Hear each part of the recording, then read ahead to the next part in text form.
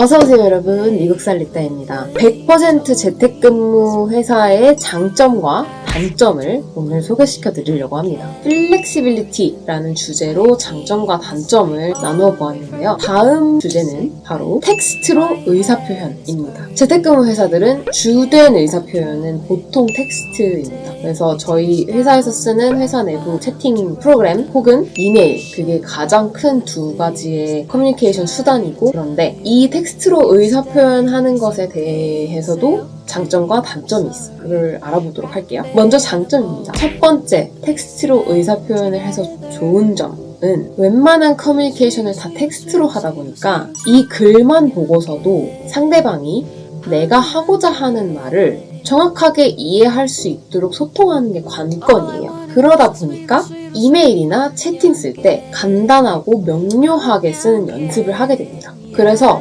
인수인계를 하거나 다른 사람한테 제 일을 이제 설명할 때 정말 정확하게 다 사족을 줄이고 이 사람 이거 보자마자 딱 이해할 수 있게 이렇게 써야겠다라는 그 글쓰기 연습이 좀 돼요. 그리고 기본적으로 의사소통 능력이 조금 더 향상되는 것도 있어요. 물론 말하기 능력이나 비언어적 의사소통은 발달되진 않겠지만 그래도 내가 글을 쓰는 거, 내가 내 의도를 텍스트를 통해서 상대에게 전달해야 된다라는 그것 자체는 능력이 향상될 수밖에 없는 환경입니다. 텍스트만으로 의사소통을 많이 하는 만큼 정말 업무와 목표에만 집중할 수 있는 환경인 것도 있어요. 그래서 정말 이 텍스트에 나와 있는 상대방이 말한 이 말을 그냥 내가 수행을 하고 또 그 결과를 또 전달해주고 그냥 그 외의 것에는 크게 신경 쓸 필요가 없는 정말 내가 할 일, 우리의 공동의 목표 이런 거에 더 잘 포커스할 수 있는 환경이 확실히 만들어지는 것 같아서 그게 텍스트로만 의사표현을 했을 때의 장점 중에 하나라고 생각을 했어요. 두 번째 장점은 비슷한 이야기인데요. 말투, 표정, 억양, 그런 비언어적 의사표현을 사용을 하는 경우가 물론 화상 채팅을 하면서도 사용할 수 있지만 주로 하는 텍스트로만 하는 의사표현에서는 그걸 사용하지 않는데요. 그렇게 비언어적 의사표현이 없이 소통을 하기 때문에 불필요한 감정적 소모가 많이 줄어듭니다. 저도 이 회사 전에 두 군데 회사에서 근무를 했었는데 회사를 다니다 보면은 어쩔 수 없이 정말 좋은 사람들을 만나면 정말 좋겠지만 또 저를 괴롭히는 사람을 만날 수가 있고 저랑은 성격이 안 맞는 사람을 만날 수도 있고 그런 어떤 갈등이 생기는 상황에서 상대방의 표정, 상대방의 말투, 상대방의 억양 그런 사소한 것들에 내가 감정적인 소모를 하기 시작하면 이게 정말 업무에만 포커스해야 할 시간에 그런 것들 때문에 제가 오히려 업무를 잘 못하게 되는 경우가 많다고 생각을 하거든요. 그런데 그런 부분이 현저하게 줄어들기 때문에 아까 말했듯이 정말 내 업무에만 집중할 수 있고 내가 이걸 어떻게 더 잘해야 되지? 이런 걸 스스로 생각해서 열심히 노력할 수 있고 또 공동의 목표에만 포커스가 되어 있는 그런 환경 자체가 저는 너무 좋았고 근데 이것도 회사 바이 회사긴 해요. 100% 재택근무인 회사더라도 미국 사람들이 하는 말로 턱식한 그런 분위기이거나 다 케바케이긴 하지만 저는 그나마 그래도 텍스트로만 주로 의사표현을 하기 때문에 그런 부분이 많이 덜하다고 생각이 들어요. 그런 부분이 저는 되게 잘 맞는 것 같아요. 그런데 이런 텍스트로 하는 의사표현도 단점이 분명히 있습니다. 첫 번째 단점은 함께 일하는 동료 직원에 대해서 잘 알기가 힘들어요. 아무래도 이제 회사 다니면서 동료 직원이 생기면 티타임 하면서 이런저런 얘기도 하고 뭔가 얘기할 기회가 조금이라도 더 있을 것 같은데 점심시간에 같이 밥 먹는 사람 있으면 그 사람이랑도 얘기할 수 있고 그러면서 좀 더 동료 직원에 대해서 더 알아갈 수 있는 기회가 생기는데 재택근무 회사 같은 경우 어쩌다 보니 얘기를 하게 돼서 하는 경우가 아니면 잘 알기가 정말 쉽지 않아요. 그래서 저희 팀원끼리 화상 미팅을 이제 하게 되면은 시작하기 전에 항상 어느 정도의 스몰톡은 해요. 또 미팅을 매일 하는 건 아니고 그러다 보니까 정말 이 사람이 어떤 백그라운드 가지고 있고 어떤 거에 관심이 있는 사람이고 어떤 거 하는 거 좋아하고 이런 거를 어느 정도 깊게 알기가 쉽지 않아요. 그래서 저희 회사 같은 경우는 일부러 서로를 알아볼 수 있게 자신에 대해서 프레젠테이션을 하는 해차쿠차라는 프레젠테이션을 거의 반강제로 직원들에게 시켜서 그 전체 팀 미팅 할 때 스크린에 프레젠테이션 띄워가지고 자기에 대해서 막 설명하는 그런 것도 이제 막 시켰었어요. 저희는 클라이언트 상대도 해야 되니까 어차피 스피치도 잘 해야 하고 있었고 그런 능력 향상이 필요해서 또 그런 것도 있었지만 이제 그렇게 해서라도 우리 서로를 좀 알아가자 이런 취지로 그런 프로그램들을 계속 이렇게 만들려고 했었고요. 그만큼 서로 알기가 정말 쉽지 않다. 내가 업무상으로 이 사람이랑 얘기는 하고 있는데 솔직히 이 사람이 어떻게 생겼는지, 나이가 몇인지, 어떤 성향을 가진 사람인지 뭐 이런 거는 잘 모르는 상태로 그냥 소통하는 경우도 굉장히 많아요. 그런 게 어떻게 보면 단점이라고 생각할 수 있죠. 좀 정이 없는 부분?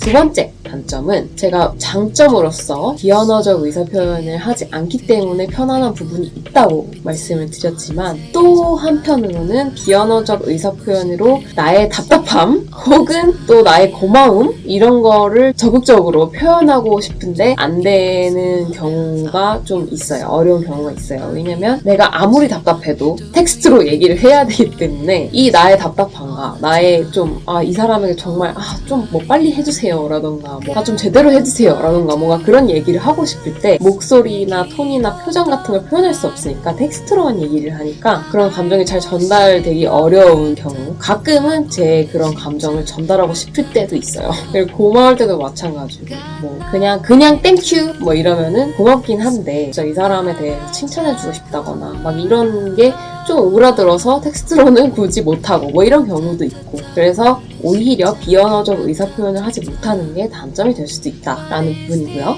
세 번째는 나대야 한다는 부담감이 증가한다는 거 점입니다. 왜냐면 이게 회사에서도 가만히 있고 조용히 있는 사람은 눈에 띄지 않는 법인데 서로 얼굴을 보지 않는 온라인 환경에서는 더더욱 심해요. 그래서 내가 정말 팀원들 다 모인 그런 단톡방 같은 데서 뭐라도 내 얘기를 하고 뭐라도 어떻게 답변하고 응답하고 막 이렇게 리액션을 해주지 않으면 사람들이 저에 대해서 그냥 잊어버리기 너무 쉬운 환경입니다. 근데 회사에서는 특히 제 상사나 회사 매니지먼트 팀이나 이런 사람들에게 저에 대해서 자꾸 알리고 저의 존재를 자꾸 보여주고 뭔가 잊을 수 없게 이 사람이 누구였다 이렇게 기억할 수 있게 만드는 게 사실은 중요하다고 특히 미국 회사에서는 중요한 부분인데 그런 부분을 굳이 챙겨서 내가 성격에 맞지 않아도 텍스트로라도 리액션 엄청 열심히 해줘야 하고 또 내가 먼저 단톡방에다 말 뭐 쓰기도 하고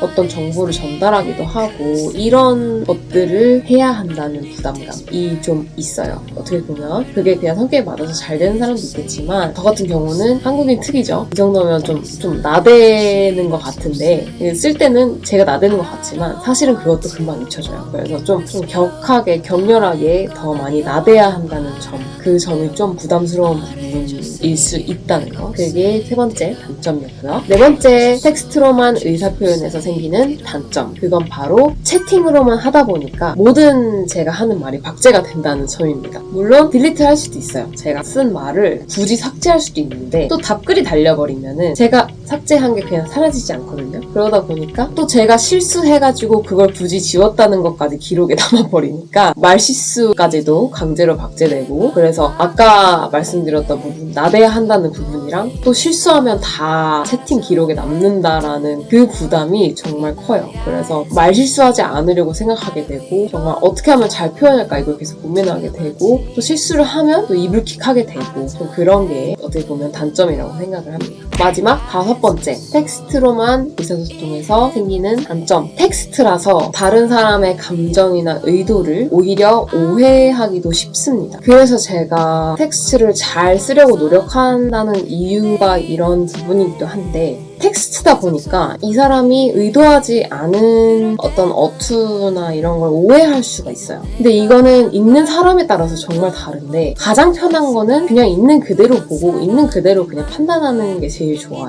근데 예를 들면 그런 거죠. 회사에 오피스에 같이 앉아있으면은 제가 예를 들어서 상사에게 질문을 합니다. 상사의 얼굴을 보고 옆에 가서 이거 이렇게 하면 되나요? 이런 식으로 질문을 할 경우 사실 사람이 이렇게 얼굴 면대면으로 맞대고 그런 식으로 얘기를 하면은 무시할 수 없잖아요. 그래서 그 얘기를 듣고 이렇게 하면 돼 저렇게 하면 돼 이렇게 얘기를 해줄 수 있잖아요. 그런 거랑은 굉장히 다르다 보니까 제가 텍스트로 어떤 이야기를 했는데 이 사람이 예를 들어서 답을 하지 않은 경우 그러면은 괜히 왜 답을 안 하지? 뭐 이런 거 하나로도 좀 오해가 생길 수 있다라는 거죠. 근데 그 사람이 이제 아무래도 놓쳤을 수도 있고 또 뭐 어떤 상황에 따라서 이 사람이 너무 바쁘다 보니까 뭐 그 부분은 중요한 이야기로 생각되지 않아서 그냥 어쩌다 보니까 무시했을 수도 있고요. 뭐 여러 가지 가능성이 있겠지만 중요한 건 그 사람이 이렇다라고 얘기하기 전까지는 그거를 그렇다라고 제가 판단할 수 없는 부분인데 그런 것들 하나하나 때문에 잘못 생각하면 오해를 하기가 굉장히 쉽습니다. 그래서 저도 처음에 입사했을 때 좀 그 부분이 어려운 경우가 있기는 했어요. 근데 또 시간이 지나면 그 사람과 더 많은 소통할 기회를 얻게 되면은